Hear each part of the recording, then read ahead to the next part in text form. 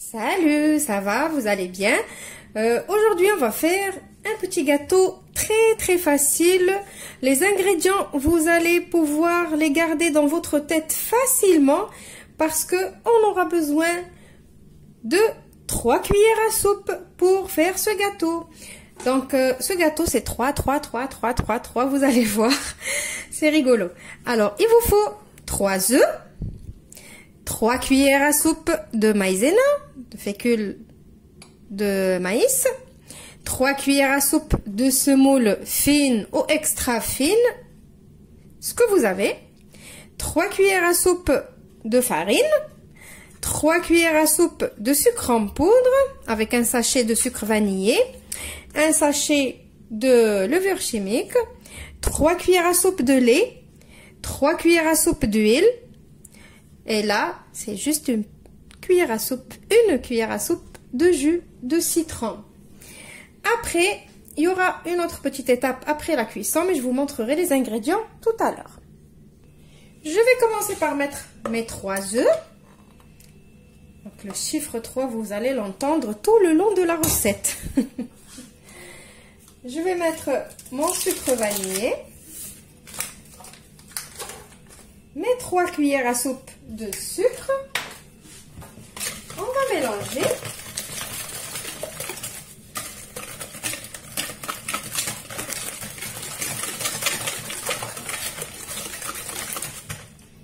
Après, on va mettre nos 3 cuillères à soupe d'huile, nos 3 cuillères à soupe de lait. On mélange encore.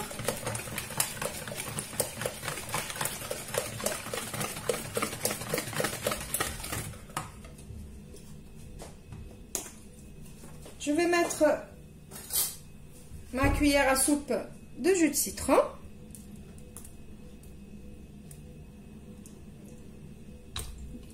Voilà.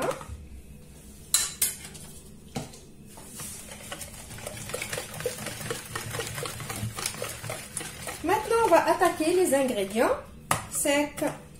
On va mettre notre petite passoire. On va mettre les 3 cuillères à soupe de farine, les 3 cuillères à soupe de maïzena. Je sais que la maïzena n'a pas besoin de la passer au tamis, mais bon, je suis en train de passer la farine et tout. Je vais tout mettre. La semoule aussi. Et on va rajouter la levure. Et voilà, on tamise le tout. On mélange le tout.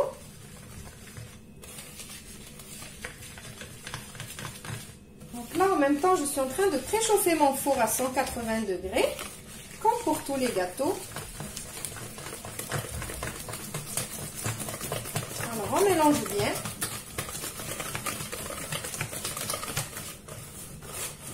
Pour qu'il n'y a pas de grumeaux.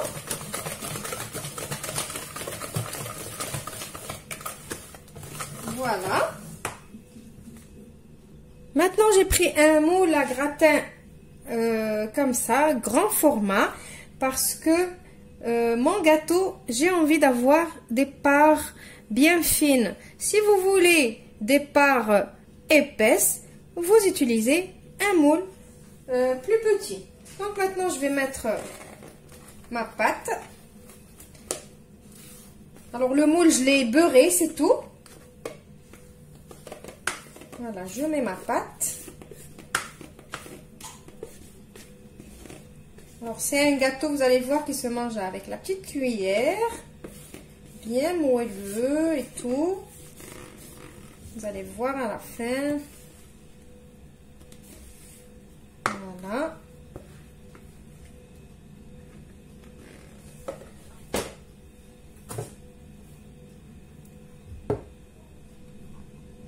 Donc, vous imaginez, il va être vraiment fin. Vous voyez, regardez l'épaisseur. Il n'y a pas beaucoup. Donc, maintenant, je vais mettre mon gâteau au four pour une trentaine de minutes à 180 degrés. Mais bon, surveillez votre four. Moi, je ne sais pas la quantité ou la taille de votre moule. Donc, surveillez.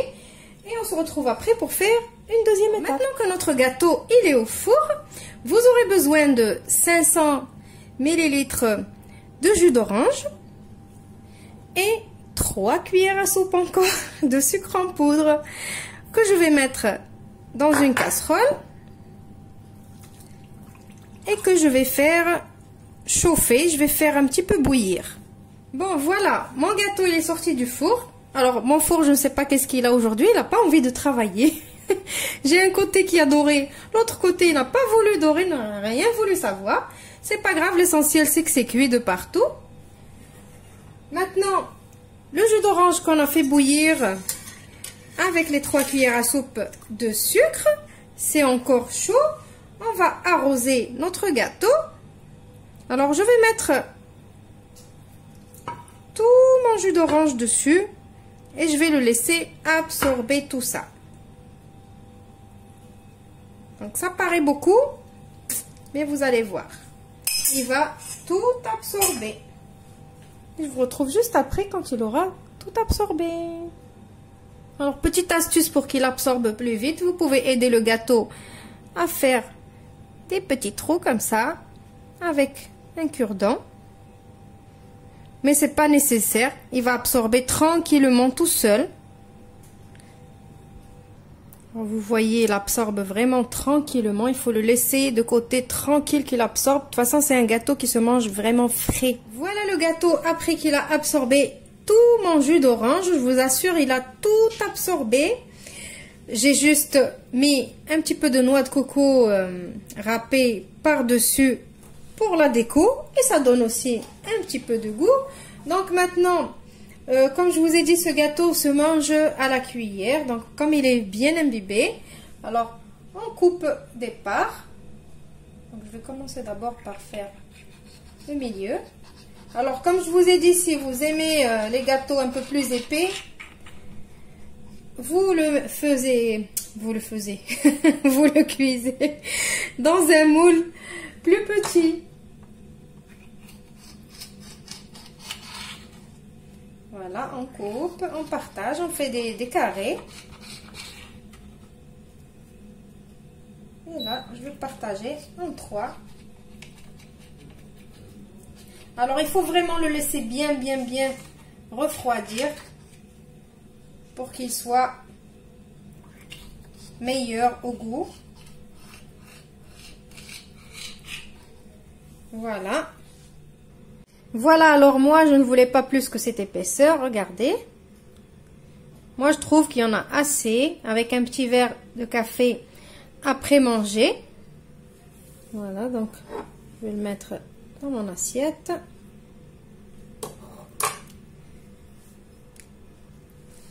Alors voilà, on va voir le gâteau, comment il est.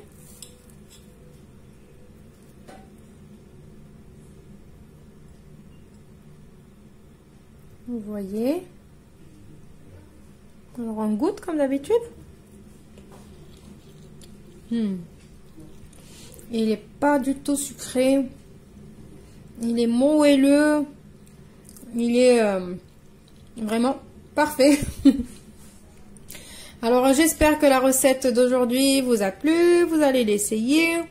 Je vous retrouve dans une nouvelle recette demain, comme d'habitude. Au revoir et merci.